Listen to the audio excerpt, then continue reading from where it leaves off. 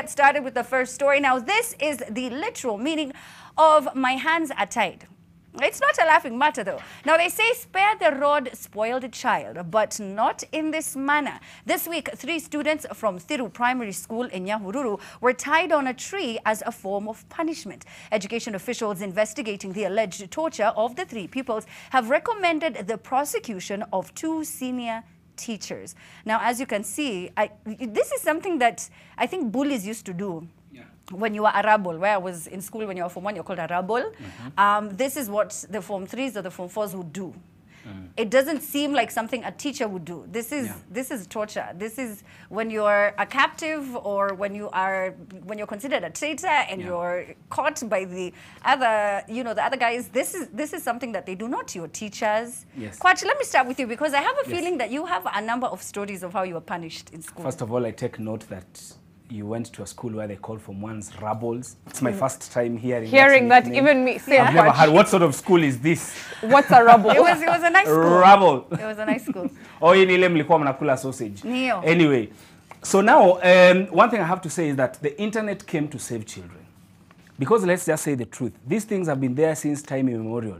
Me, I remember when we were in primary school, we used to be taken to uproot stumps. You guys know what the stumps are? Yep, I know. Zile umekata mti, now the roots that are remaining down there, you have to remove it. Unangona uko class 5.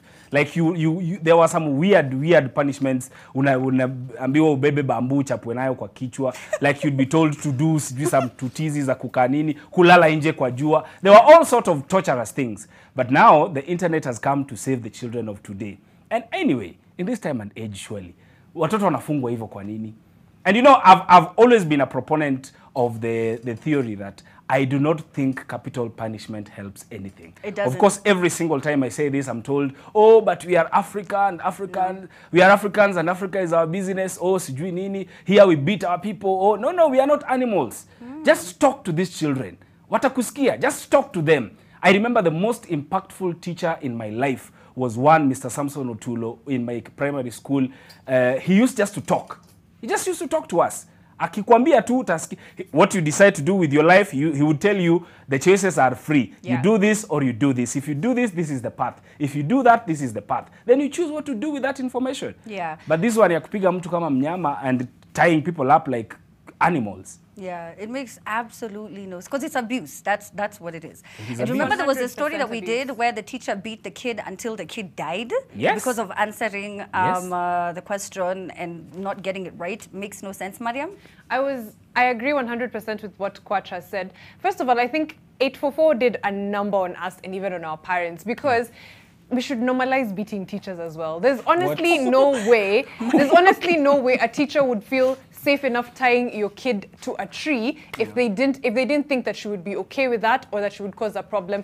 If they were like, they knew the minute I touch the student, it's going to be fight night in the school, they would never try that. So maybe let's return the favor. I think corporal punishment has been outlawed for a very, very, very, very long time. There's no reason why we should be seeing it in any form, much less like anyone being tied to a tree. And I think parents need to step up. CBC parents, will you do homework or will you tend to your kids' wounds? Like, you need to take care of each other and of your kids. So the fact that a teacher feels comfortable enough to tie your child to a tree speaks to what they think of you. Because if they knew you were going to bring a storm up in there the minute they put the minute you lay a hand on your kid, they wouldn't try that. So yeah, normalize beating teachers back. Let's all go and report. Mariam, you can't keep saying that 4 times in the show.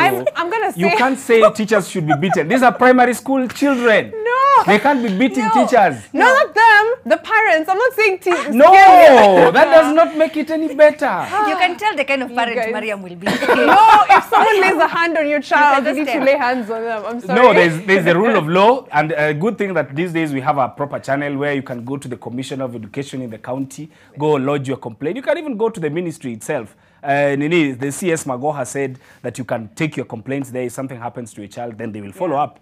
Don't beat up You teachers. guys are so Maria. civil. I love it. We're not civil. I'm just saying, you know, because you're right. Violence does beget violence, but I don't think that that's a solution. It turns into a vicious cycle where and teachers beat parents, parents beat their children. It goes round and round. It doesn't make any sense. But I remember back in school, my dad never used to.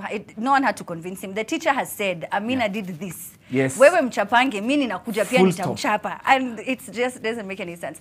But anyway, listen now, after the break, we're still going to be talking about a student. Now, he had to walk 35 kilometers, and you are not going to believe what happened after the 35 kilometers. The hashtag is TTTT at the Trend Live. What are your thoughts? As Mariam has said, do you think we should also start beating the teachers? What is going on? Where is the solution? Please do tell us. We're going to read some of your comments when we get back right after the break.